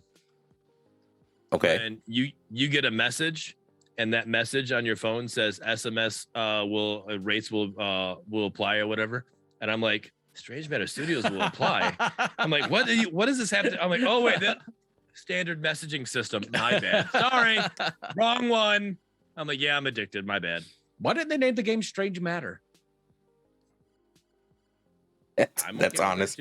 That's a better name than Fault. The problem is, the problem with this, here's the issue with that though, is because they do eventually want to branch out and do other games. They don't want to do just correct. They want to be so if they are eventually they want to grow and they make a game called Strange Matter. Now it's like it kind of capped them, like, well, hey, this is our game, this is what we're doing, so that'll leaves them ability to open up to other ones. So it's a funny topic though. They can have a billion other words. Let's be mindful. One of the biggest mobile companies in the world is literally just called Riot. That's literally something that happens when the people aren't happy. You know what I mean? Come on, now you took the negative connotation. You can have a riot and have a good time, Like, I mean, okay, so you can, but I'm saying even that is okay. But again, that's the company, not the name of the game. Like if their company was called Fault Studios, and then their game was Strange Matter, I'll be honest. Do that. You don't think so? No, yeah, because think of it as a company wise, right? So Riot is fine because the Riot can have multiple positive connotations. Not condensation. It's not wet. Anyways, well, no, don't go. Just keep going. Drive on past it, bro. So you can't have with Riot, you can have the positive or negative side. Like I said, you can have like dude, we're having a Riot. It was a blast. I love playing the game with you. It was a great time, right? You're saying there's no positive definition for the word fault. There's no, right. So think about it, right? So now you call in to complain to this fault company and they don't want to accept blame, but they are the company that takes, like they literally are. Like their fault. This is your fault. Like literally, it literally is there. Like it's a pun that you've opened up, and it will always be there, no matter what. You couldn't do that. Like it's got the name, in my opinion, has to change. That's just how I feel about it. You think it has to? Obviously, I do dad jokes and puns all the time. Like it literally is there, no matter what. And it's not like a positive pun. Like again, the whole Riot thing, you could spin that to be a positive. You can't spin fault to be a positive. Tell me have used Riot to work against Riot though. Bro, I'll be real with you. Yeah. It definitely has made me choose my words wisely whenever I'm defending Strange Matter Studios. Yes. Because I can't say it's not their fault. Because that's exactly what this is. Because it is their fault. Technically, it's their game, right? But it's fault. So I'm literally like, it's not their intentions, guys. That's not what they meant to do. I understand you might want to blame these individuals, but even though they might share the blame, like having to be very political about it. But Stunt, I got you. So yeah, I don't. Yeah, I saw Stunt's message too about the last one. Yeah. Can you pull that up? Can you pull that picture up in the old message? Would that be too much for you right now? No. I can pull up the old page. So Stunt is saying it makes sense to me. And literally when he brought it up to me, we were playing yesterday in Fault, and he brought it up to me. I'm like, holy cow, that really does make a lot of sense. We didn't say anything about it. But in this picture that you can see now on screen, that 2 of 4 messages, he's saying that you can't message yourself in a team of 5. So that is your 4 teammates, and 2 of them have said something, or in that regard or whatever. 2 people are in their having a conversation. I'll be honest, I am going to respectfully 100% disagree, because if we saw a full team of 5, maybe there might be some credit on there, right? But I still don't think that's going to be a team chat. I think team chat is going to be right there at the same place as party. Or maybe it's something that they haven't included, and that's why the bottom right corner of the screen is empty. All right. TBH. Why do you have to see a full team of 5? You literally have a team of 2, and it says 3 of 5, but you know that that's your party. 3 of 5 is how many people are in your party, but you only see 2 people in there. So how can you tell me that 2 of 4 is like, nope, you don't have a full team of 5? That can't be a thing. Because it's messages. I can have 1,000 messages. I'm not going to be like, Bearded, that must mean there's a team of 1,000. Let's go. But that's only lobby chat. Like whoever's in your lobby at that time. You're not going to have. I'm not going to message you, and then you're like, all right, I'm going to log on. Windu logs on. Oh shit, I got a message from fucking Bearded. Like it's going to be whoever's in your lobby at that time. So whoever your team is, that's going to be your lobby chat. I hope not. Because let's say if it is, I don't think any new player is going to look at that and be like, oh, that's where I'm going to send messages to my team. Why? Because here's the thing. Whenever you see any text icon, I see that. That's texting. Like, oh, I'm gonna. Whenever you see a text icon, that usually implies DMs. That's why most lobby chats are literally open. They're not hidden in a corner. They're not hidden in a tab. And you literally says press enter to type or whatever. That's why most of them are that way, because as soon as you imply that there's a writing icon, messaging icon in general, the majority of people are going to go right to text messages, for example, write to DMs because it gives the idea that you're messaging somebody, not a group chat per se. Now, who knows? Maybe you click on this, you'll see individual DMs, you'll see your team group chat. I don't even know, bro. I'm gonna be real with you. No, definitely don't know.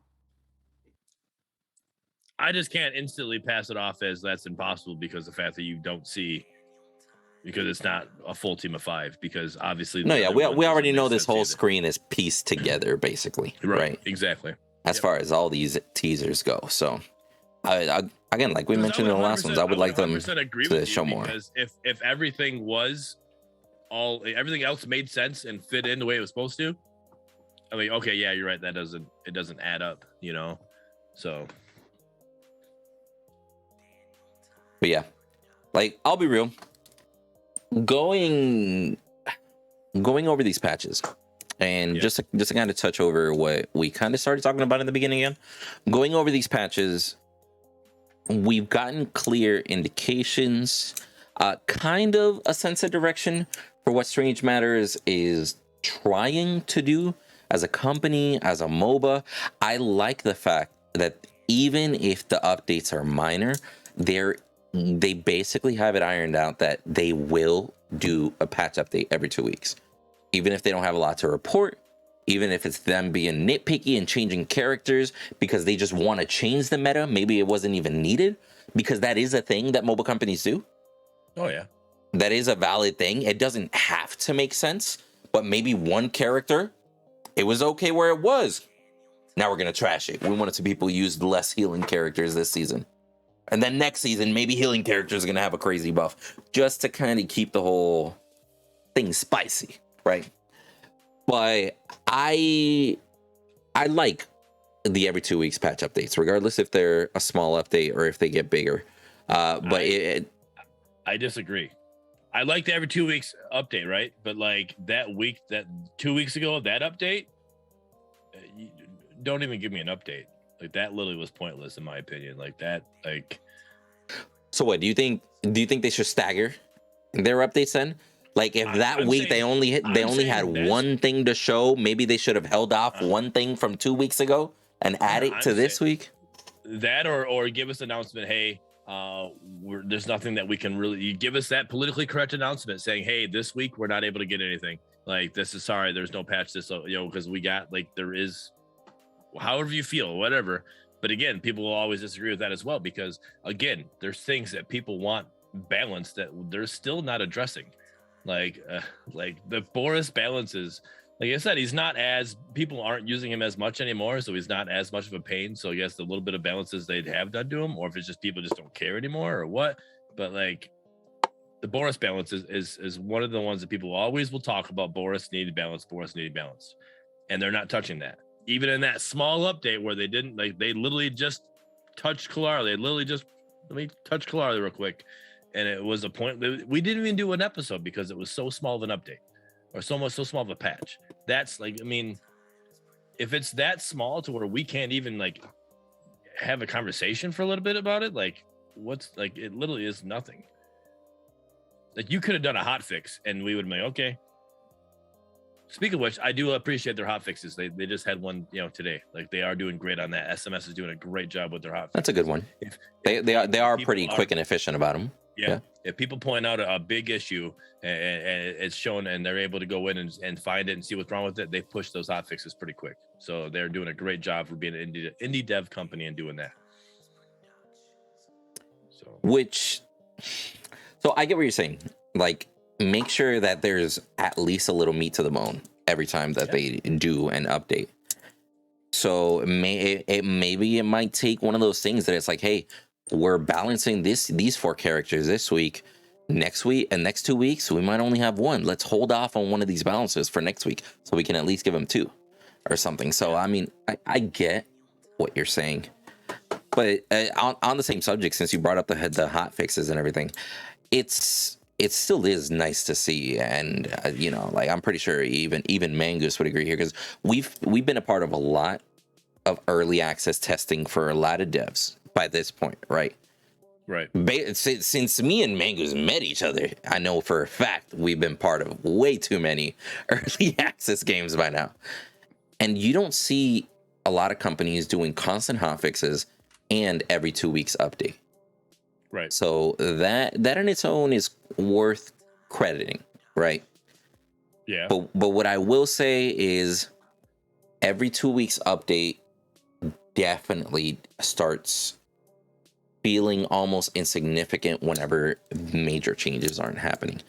Like if there was at least seasonal changes. So every 3 months something new in the map or a new hero got dropped, etc.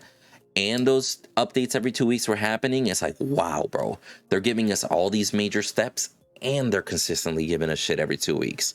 That's amazing from a small company. But and this is one of the kind of on the subject that I brought up in the past, that they need to start grabbing the bull by the horns, and some of those things that are viewed in a negative way towards them as a company, they need to start addressing those and kind of moving forward on it. Like, it's like, hey, because right now they can say, yo, since January, they started implementing updates every 2 weeks. That's good. What major update have they given us since January besides improving the performance in patch 13? And we could all sit here and wait, and it'd be hard to make an argument. You get me? And it's little things like that. Like if they came out with a big update, which they're hoping to do, and the 2 weeks, that perception will change. You follow? Yeah. Like I'm seeing, and I know the community is seeing it as well. This bi-weekly patch update is also being perceived in a negative light as well, because now almost every time you get a patch, like it's introducing like some pretty decent bugs. Like earlier, before they did this bi-weekly patch update, they would do a patch and there'd be bug. You're gonna get a bug almost every time you implement a patch, right? You put something new in a game, there's gonna be a bug for something, right? It can happen. Right, it's gonna happen. But like this time, like it's almost like it's like now that we're doing it bi-weekly, it's like those bugs are being magnified. You know, and it just has like, all right, sweet, we know what patch is coming, we know bugs are coming. Like it's just gonna like, what bugs are we gonna find now? And it's just like, here we go. It just seems like it's like as these patches keep going, like these bi-weekly patches, these bugs are being, you know, again magnified. Like, you know, oh, now instead of only 3 bugs, we got 20. Like, oh shit, what happened? I mean, yeah, I suppose I'll be real, man. I'm personally more along the side of I just really want this player base to grow, because I think I agree with you. But my question is, does that mean that we need to, because all right, so back before we did the bi-weekly patches, right? Mangus, you were a tester before, right? Or no? Yeah. All right, so you guys were both testers, or you are both testers. I don't know anyways, no longer. No longer. All right. So anyways, but you guys were both testers back when that happened, right? So you guys would do patches and you guys would have time to test that patch, right? Now you only have 2 weeks to test patch, and you guys have the same amount of testers, maybe even less, because Mangoose is no longer a tester, so that's one less we already know you have, right? So I don't know how many more, how many less. Do you need to bring on more testers to be able to test this patch that you're trying to push now every 2 weeks? So that way we can catch these bugs, fix them before they're being pushed out to the community. So, I mean, the first thing I'll throw out there before I let Mangoose throw his piece out is that it went from, it didn't go from, we got to test this a whole bunch, and now it's limited to 2 weeks. It's actually backwards. Before, it was just like, hey, yo, we got a patch. Test it out. Y'all ran into any bugs? 24 hours later, it's getting rolled out. That's how it used to, be, right? At least now they're sitting on it. They're going through it, testing more. Now that patch got pushed. Like because I remember being in the community, like, all right, we're getting a patch, and all of a sudden, like, what happened to the patch? Oh, we're experiencing some bugs now. Yeah, okay, that was them just jumping the gun. Again, it was very destructured. They were learning how to be a company and learning how to test properly. Right. That's all gotten much better. I understand what you're saying as far as maybe increasing the testing pool would lead to finding bugs more or faster, right? Right. I think it would be interesting to see how they go moving forward to full release. Like, did everybody that pay, are they officially going to turn into the paid testers, and now they're the core group of individuals that can help with testing? Maybe is there going to be a test branch for Fault, and is there going to be a free branch for Fault like some games do, like Smite, PUBG, etc.? You get what I'm saying? Because what a lot of those games do is they literally have a public server that is the test branch. It doesn't go out officially, doesn't affect rank, doesn't affect anything. But in this test server, you can have thousands of people go in there, test it out, test by the masses, and when shit gets reported, you can fix it before it officially gets implemented to the full game. I think that'd be a great idea. I didn't know that was even a thing. I don't think I've ever been in a game that I even knew that existed. And maybe if I had been in that game, I just didn't know it existed, right? So I think that's a great idea. I think that's something that SMS should definitely look at implementing, because why not? We've already been doing it to this point, and the people who are around now, or are still around through all of this, in my opinion, deserve to continue doing what they were doing for this whole time. Like in a lot of games, the way it works is before the update gets implemented, or like say for example, there's a new hero, right? Smite, let's say there's a new hero, couple updates, item changes, etc. Before that gets implemented into the game, and they're pretty much almost done with the update, they now release it to this test server. A test server gets a week to play with it, basically. And then if there's any changes discovered within that week, they will fix them within the week before the update officially gets released. Are you able to stream that test server? Yeah, you're able to stream it. You're able to do everything. People go in there. The only difference is no progression is tracked. The hero isn't officially released, and the hero is subject to change before the official release. They might tone down his abilities. They might rework something on him. You get what I'm saying? Yeah. Okay. Yeah, I didn't know that. I didn't even know that was a thing. And like, well, I don't play Smite, so if that's a Smite thing, I definitely don't know that. But like, PTRs are pretty common. Yeah, okay. They're very common. Like even Teamfight Tactics that you see me play all the time, even they have a public test server that you can test out everything before it comes out a week or two before it officially gets implemented. No, I definitely think SMS should definitely look into that then. I think that should be a thing. I mean, maybe that is something they're doing. I mean, nothing's been said to me about it, again, because I just recently, at this point, found out about this stuff. So, but I just think it's something that needs to happen, because I'm not bothered by the amount of bugs. Again, I'm just paying attention to Gen Chat, right? And Gen Chat is pretty much what the community is, you know, where we're at. You know, I don't really, the vocal part of the community. Yeah, exactly. The squeaky wheel always gets the grease, you know, like, and that's where we're at. And if that's what people are always talking about, then that might be an issue, and that might be something that needs to be taken care of. And I'm just wondering what needs to be done. I'm not a tester. We pointed that out plenty of episodes. You know, I'm not a tester. I don't know how it works. I don't know what you're doing. I don't know what goes on. I'm a paid tester, right? I play the game just like everybody else does. But the actual testers inside the testers, I don't know what you guys do. I don't know how that works. I don't know what goes on. Yeah, it's interesting how it goes down behind the scenes. All I can say is, as a company, I've seen them mature, progress, and improve plenty of times. Oh, so 100%. A million times kudos to them. I just hope that they continue that trend, right?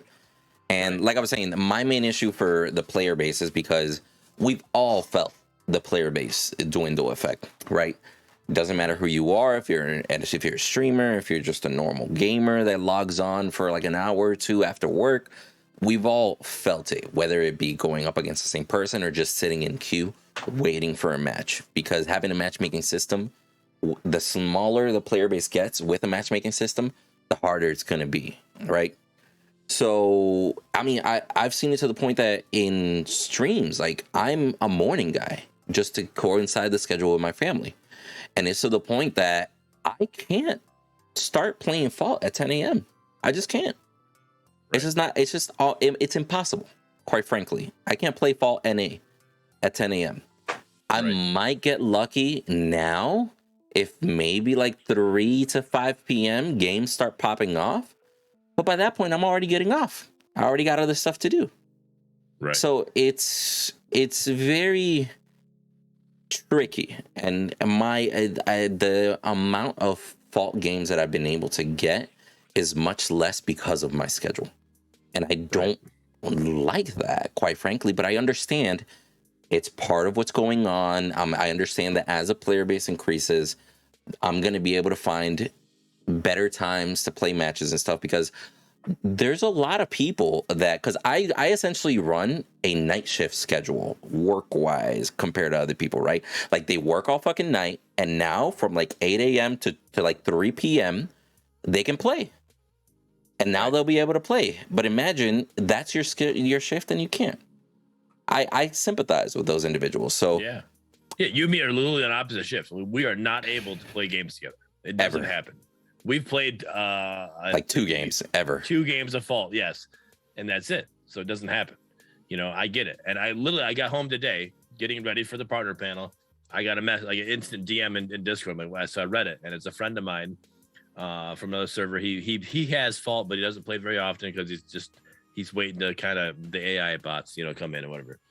He's like, hey, I got a friend that wants to play Fault, but he's having issues finding games. Can you, he was streaming at that time. He's like, can you come into my stream and talk to him? So like, all right. So I went to a stream real quick. And then, so I joined in Discord comms. I got, and pretty much the guy's like, hey, I'm in Arizona. I play at 7 p.m., which would be 10 p.m. Eastern, which is pretty much prime time East, for NA games, right? You can get plenty of games at 10 p.m., right? He's still waiting. He's like, I'll get like above 8 to 10 minute queues. Like, is that normal? And I'm like, sadly, right now it is. That's because the player base is that low right now. It is. So I'm like, the one thing I'm telling you right now that might help you find a game faster, or at least tricks your mind that you're finding it faster. Once you get to that estimated queue time, cancel queue, requeue. I was like, that's going to do 2 things. One, like I said, it's going to give you that mind trick, thinking, hey, I've only had 2 minutes. You're not seeing that, like the huge numbers get on the screen, right? You're like, all right, I've only been 2 minutes, 3 minutes, whatever. And then you keep on canceling and keep doing it. It does that. But also it doesn't start looking, it doesn't add that matchmaking. Like, okay, hey, we finally found enough people. Here you go. Now you're playing against a master because, that was all we could find. Yeah, that's all we could find. So you kind of just keeps that your search circle smaller when you keep canceling those. But yeah, I kind of want to ask Mangoose a question here. So besides a new hero, what do you want them to add? Besides a new hero? Yeah. Well, I want them to add some basic bitch items. That's what I want. Explain, please. Just gives you X amount of power or X amount of attack speed. Every item has like this, also does this, and this, and unique passive, this, and this, unique active, this, and this. There's no basis for comparison. Like in Paragon, you had, I'm sacrificing 30 power to get this bonus. You don't get that in Fault. Like there's nothing, you're comparing one passive or unique active to another passive unique active. There's no just straight up power, and like straight up power would just be easier for new people to build too, or straight up attack speed or whatever. I think they're missing that. I think it adds more complexity to the game than you might possibly think, and I think it would be a lot easier to add to the game. You could add a whole slew of items, and you wouldn't have to balance them as much, and they would be easy to create. I think that's what they need. You would rather take an influx of items as opposed to 1 to 2 items every 2 weeks? Of basic items. That I specifically want basic bitch items that only have 1 or 2 stats on them and no fucking unique passives or actives. Oh, I get you. Okay. So you mean more like the neutral items that they have that don't grow anywhere, like growth implant, for example, like items that might give you a stat or an effect. Yeah. I want a wind cover blade that gives you attack speed and power, and that's it. And then I want to be able to compare it and be like, okay, I can get this adrenaline shot that I can activate for 50% move speed and 50% attack speed, whatever the fuck adrenaline shot does. And then I can compare those and be like, I can spend 2,600 gold on this wind carver blade or 2,600 gold on this adrenaline shot. Is that unique active worth the sacrifice in power? Because of course the wind carver blade, because it doesn't have that unique active, I get you, would have more like flat stat items, yeah, and speed. Right. I had a lot of fun in that, Paragon, comparing, is this unique worth the power that I'm giving up to gain it? Which worth mentioning, usually especially back then, if there was a unique passive or unique active, the base stats were significantly lower. Mm-hmm. Yep. It's kind of crazy that it's almost a rule of law now that every item is super good and it has an active or passive. It's to the point that if an item doesn't have an active or passive, it's like, you know what? I'm probably not going to pick that one. There aren't any. Yeah, I don't disagree with that. I think that would bring a whole different wave of balancing, right? But I'll be real with you. I kind of don't want some passives or actives always, you know? Right. Like I like being a support right now and having 5 actives or 6 active slots, but you know, you're only really going to use 3 of them, 4 at best, right? But you have 6 different active items because those are white items, you feel me? It's like, holy shit, I'll be real with you. Not every item needs an active. Not every item needs a passive. Yeah. And it definitely should be that items with an active or passive are significantly weaker, but because they give you that extra trait. If they were to add things like Wing Carver Blade, what are they going to do? Is like, oh, look, this one gives you 30 flat attack speed and 100 power. Because we already got like items that give you 60 power. You feel me? Yeah. Like if they give us 60 power and 30 attack speed right now, it's like, yeah, I don't even know if that's worth it. It needs more. They would have to make it worth it. Yeah, no, they have to make it worth it. But speaking of making it worth it, you know, like what Street's saying in chat right now, growth implant.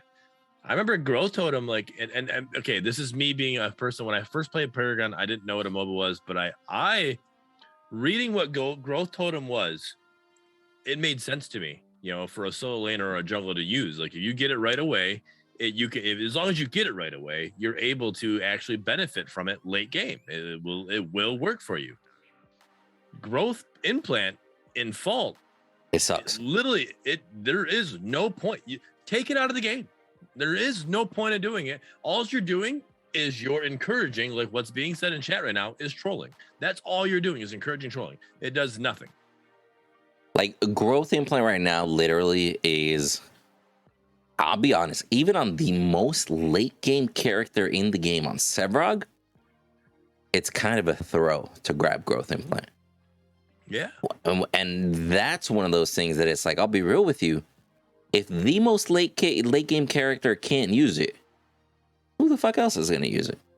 You know? And this is talking about a game that, like, all right, so we know like Predecessor, like they're aiming for like that 25 to 30 minute range, right? That's what they're aiming for an end game. Like Fault games go from 45 to an hour. Like you have more time to get that growth implant to even get a more benefit out of it, and you still don't get a benefit out of it. I'll be real. Insane. Growth implant, in my eyes, still isn't even worth at the hour point. Maybe after the hour, it starts reaching some of the benefits, like hour 15, ooh, spicy. But even at an hour, it's just like, because I'll be real with you, like it was an hour, but you spent the first 12 minutes getting it. Yeah. Or the first 7 minutes getting it. You feel me? Yeah. No, like it's like that's my point. Even at that time, it is not even worth it, right? And I know that SMS is not trying to make these games last. That's not their end goal. They don't want the games to last 45 minutes to an hour, right? They're looking more for that 35-minute range. Is kind of what they're wanting, right? So take that, like, again. If this item doesn't work at 45 to an hour, how do you expect it to work at 35? Like it literally is an item that you're supposed to get better over time. And at max time, it still doesn't do any good. So at the time that you're looking for, which is a lot less than that, literally just take delete the item from the game and save whatever save the space. You know, hey, we just saved, I don't know, X amount of fucking storage space because we got rid of an item because it doesn't get used. And if it does, it's only I guess, like I said, inducing is it, hey, if I can troll with this item, I can't wait. You know, like it's just toxicity. It's another form of it, is all it is. And that's all you, unless that, either delete it or fix it to where it's going to be cheaper and it's actually going to give you benefits at minute 30, you know, before minute 35, because you want to be, you know, a late game, you know, it's a late game item. I get that. I mean, somebody brought up an interesting point in chat. What if they just made it a start, like the same, like, you know how your starting gold is? What if they made it exactly that amount? If you grab growth implant off rip, you can't have health pots, you can't have mana pots, you can't have a starter item. You're literally only growth implant. That's already setting you behind. But with a caveat, like hopefully it pays off in the long run. That wouldn't be a horrible idea. And I'm okay with that, because for what I do remember, that's pretty much what growth totem was. Growth totem was like you literally could get it like your first card, you know, when they had the card system, you get it as that first card, and then you're able to get benefit from there on, you know, but you weren't able to get anything else. I don't know, man. So let's do this. Let's basically wrap up the panel, right? We've been going on here for a little bit. I'll be honest, I feel that, bro. So you went pee 4 times already. Get out of here. Hey, man, not with movie magic. I didn't. That's what Hollywood is for. But yeah, man. Like, my thing is, I like a lot of the changes. I like the direction that they're going. I really, really, really just kind of like what Menace said last week. I just want to see a little bit finer execution. Patch notes being a great example. You're gonna have one format, stick to it. You're gonna give us so much detail. Do that with all of them. Don't say slightly on some, and then give me 0.155 mana regen. Yeah, like just little things like that. It's just make a program and stick to it. Is what I would say on that side, right? And I'll be real. I'm just excited for this AI, for the mastery system, because again, if players flock back, that's a good thing for all of us, and that's what I'm excited for. That's what I'm personally waiting for. Yeah, no, definitely. I think they're testing your OCD, says somebody in chat. Bro, I'll be real with you, they've been doing that with those damn mustaches on those mastery skins for a long time. At this point, they're literally playing a game. How many mustaches can we hide without them noticing? Yep. On those mastery skins. But how many times can we tell Windu? Right. How do we piss him off this week? I must ask you a question. How many times can we tell Windu? All right. This guy needs some medicine. We got to get him to stop. But so let me ask you, Bearded, and then Mangoose, what do you got to say to the people? Same thing I say almost every time. Stick with us. Good things are coming. They might not be coming as fast as you like, as fast as we like, or in the order that we want, or in the order you want, but good things are coming. Like, I agree with you. We do need new heroes. I agree with Magus. We do need new heroes. We need something to take the staleness out of this, right? And it says a lot, in my opinion. If I'm calling it stale, that means a lot, because we've had conversations with other people and they're like, oh, it's stale. I'm like, no, I love playing the game. I can still, I can't wait to play the game. I can't wait, you know? And now I'm getting to the point where it's like, all right, let me practice this role because I don't play it very often, because I got to switch something up to make it not as stale. So, but stick with us. Good things are coming. You know, I already know by doing our partner meetings that we do and hearing what's going on and hearing the plan and what we're doing, like, good things are coming and I can't wait. So stick with us. Then Mangu says, ex-partner, maybe future partner again. Who knows if he ever decides to find the apply button, which I have put on the screen for us if anybody wants to apply. In case Mangoose doesn't find it, you guys could. What do you got to say, Mangoose? Just as far as everybody watching right now, everybody that's watching right now, they are people that never gave up Paragon. And I'm so thankful that so many people just never gave up the dream, because it did come back. I mean, Fault may not be perfect, and it's not Paragon; it's their own thing. However, it's a successor to Paragon. Fault wouldn't exist if it wasn't for Paragon. And I'm just always just incredibly thankful that I wasn't the only one, you know, that that wasn't willing to give up that game. It got canceled way too early. I'm just happy that there's so many people out there. And so just thank you for that. Hopefully we can get that community to grow even further. Yes. Yeah. Yes. Outside of Paragon, right? Right. I do have one more thing to say. If you like the shirt that I'm wearing, you can get it for free. All right, you get it for free if you follow WinduTheMace on Twitch and then watch his streams, and you get these midichlorians. All right, and then you can buy it. All right, great shirt. I didn't pay anything for it. All right, all I did is grind and watch and lurk and be a great supporter of my fellow partners. I still can't believe you're wearing that shit, bro. I fucking can't. But yo, yeah, guys, we appreciate you guys. Thank you so much, and let's just wait and see.